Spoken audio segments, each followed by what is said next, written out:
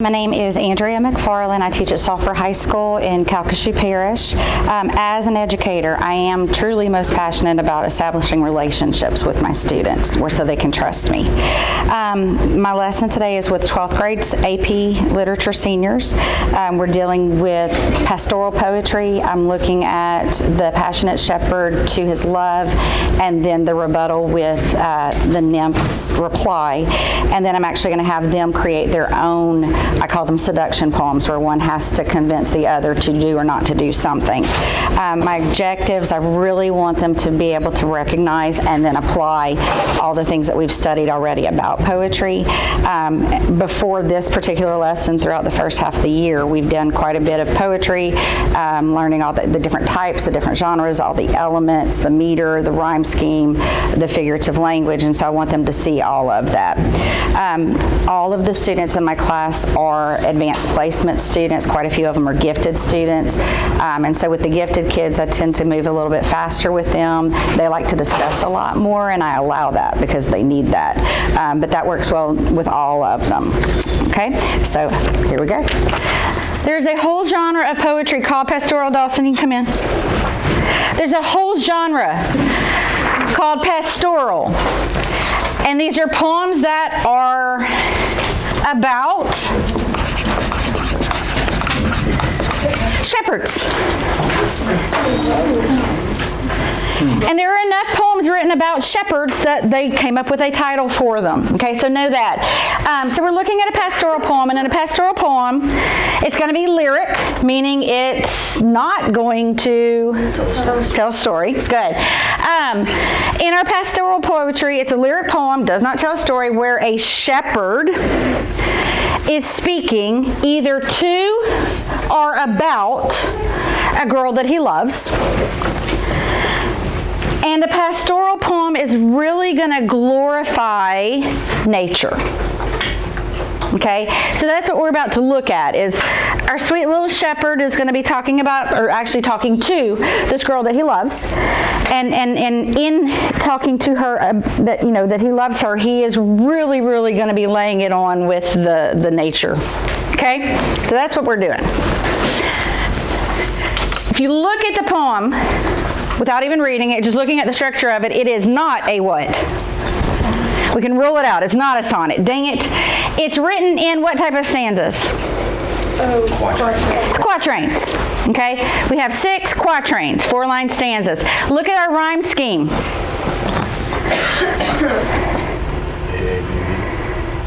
AABB. So we would say it is written in couplets. Why is that fitting?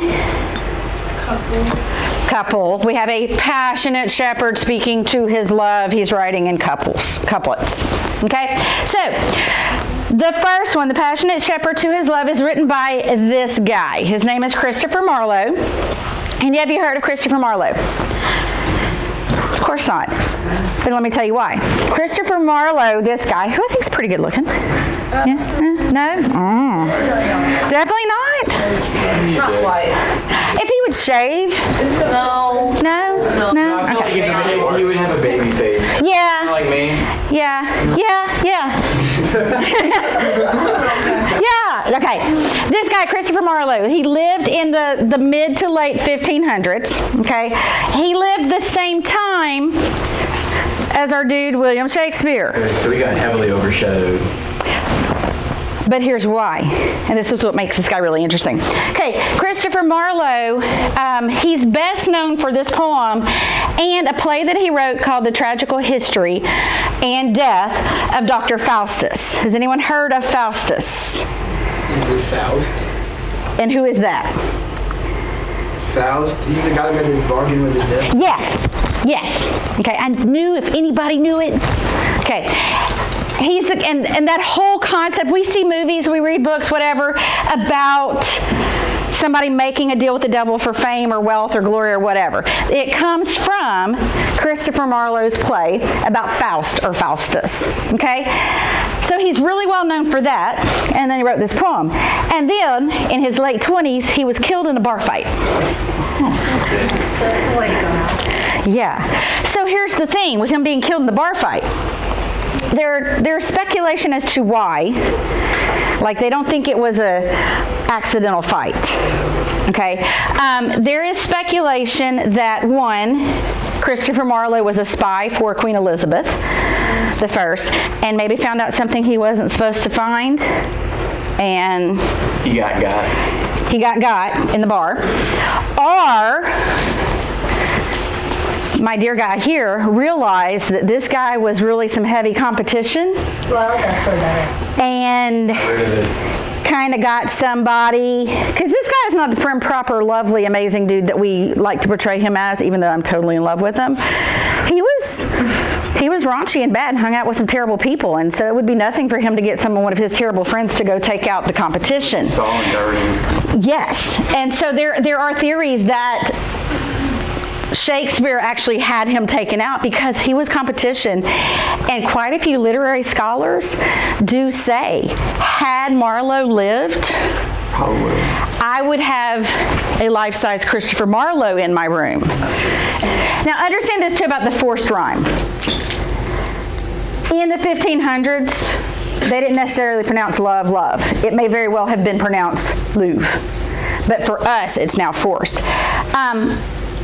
It's also fitting that what word is forced? Love.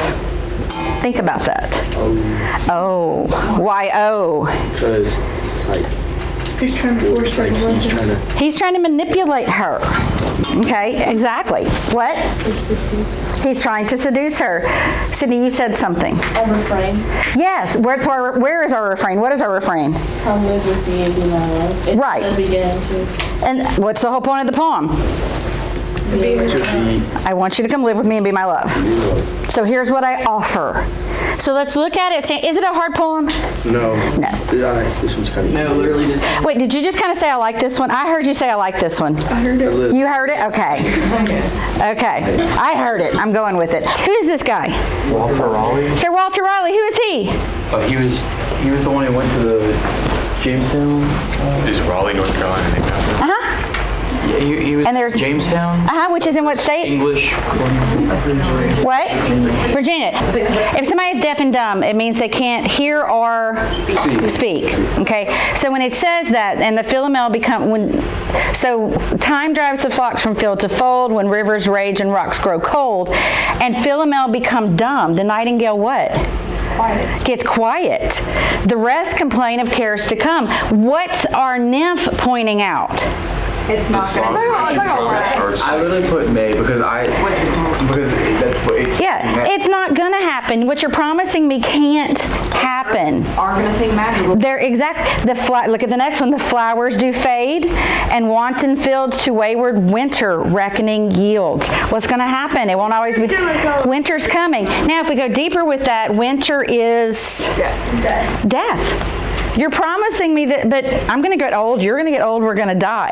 Okay? A honey tongue, a heart of gall is fancy's spring and sorrow's fall. Who has the honey tongue? The shepherd. Sounds good what you're saying. And if I were in spring, what is spring in our lives? And our youth. If I were really young and stupid, I'd be tricked and I would fall. And talk about their death when he's literally dead. Right. If I were a silly girl, oh yes, but because I'm thinking like you guys were, no. Thy belt of straw and ivy buds, thy coral clasps and amber studs, all these in me no means can move to come to thee and be thy Louvre. What's her answer? No. A really big nope. But shift. Could youth last and love still breed? Had joys no date nor age no need? Then these delights my mind might move to live with thee and be thy Louvre. She says no way, but then says Boy, we're young forever. Happy forever. It's never gonna happen. It's never going to happen, but if what you promise could, then yeah, I would be interested. And I see Jim Carrey going, so you're saying there's a chance. But she has flat out said, no, I don't trust you, I don't believe you. Okay, so we've got the two poems side by side. And we see the mocking, we see the mimicry. They've got the quatrains, we've got the couplets, we've got even the forces. We've got the same symbols, we've got the same items. Like 4 and 5 are like almost the exact same. Yes, like blatantly. Like obviously. Yes, I am making fun of your proposal to say no to you. Right. Okay. Dead Marlo. Right, poor Marlo, all his bar fight stuff, and all right, so this is where it gets fun. Oh no. Oh no. Okay, so Also Beyond the Grave.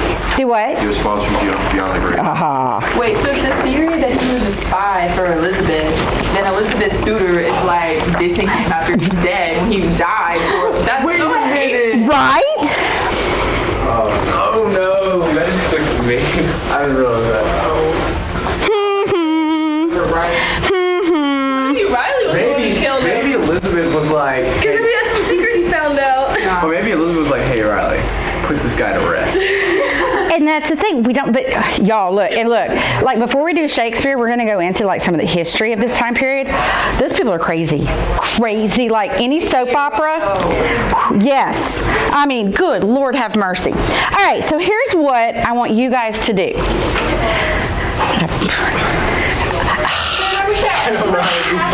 No, it's okay. Listen, here's what you're gonna do, and it's fun. You're gonna break up and you're gonna grab a partner, okay? Do-si-do. And then you're going to decide on a topic. It cannot be sexual, okay? But you're going to try to, and I'm going to tell you some examples that I've had in the past, okay? One example that was really clever is... Do they have to say no and respond? No, but you do have to have a response. And so one of you is going to do the seduction, the proposal, and then the other person is going to do the respond, and it can be yes or no. So what I've seen two that were really clever. One was typical high school boy being seduced by the controller of his PS4. I know you have homework and you really need to get it done, but you know, look at the curves of the control, and you know your fingers are, you know, ready to. Did someone do a poem about the ice guy from Incredibles and his wife? Yes. I read it out. Yes. My favorite one, because you know my addiction. A couple of years ago, I had given up the frappes for Lent. Oh no. Okay. And you can, when you present these, and you're going to present these on Thursday, and you can use props and you can do costumes. You don't have to, but you can. So one of the girls walked in, and I was like, dude, I really like your outfit. I didn't think anything of it, but I was like, that looks really cute. I love it. And she just kind of smiled. And the other girl came in with all brown and like white cotton. Okay. So when they get up, the girl with the cute outfit is me, being seduced by the frappe to, I know you gave me up for Lent, but you know you really want to get that, and it was awesome. So that's what we're talking about, okay? The way it's going to be graded, of course, you know, you come up with an appropriate subject matter. The examples that you can provide in either the seduction or the response, the poetic form, and I don't expect it to be like perfect poetry, but you guys can do this. You can do this. I do want to see some figurative language. I do want it to be witty, meaning smart, funny, clever. It should be creative, and then you know, some creativity of your presentation. I really don't want you to just stand up here and go blah, blah, blah, blah, blah. I think you're overestimating my capacity. I'm not. I am thinking I'm gonna get some really cool stuff. I really feel like my lesson went great, which is because my students are awesome. But they did everything I hoped they would do. They really picked out all the elements of the poetry. They got into it with their own ideas, their own perspectives of it, and that's really what I was hoping they would do. So thought that was perfect. The only thing I would do differently is instead of just me reading the poem, I might go on YouTube and find, you know, someone famous who has a really good, strong voice and have them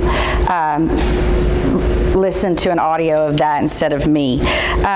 So what happens now, they got together in groups with like just partnerships, and they started planning their own seduction poem, and they're actually sound like they're really excited about it. Some in the past that I've had were, you know, a video game controller trying to persuade a high schooler who needs to do homework to play the video game instead, and so they kind of took that idea and they're coming up with some really cool stuff. So I'm excited to see what they do. They'll have a week to get ready, and then they'll present their own seduction poems on Thursday. So I'm excited about that.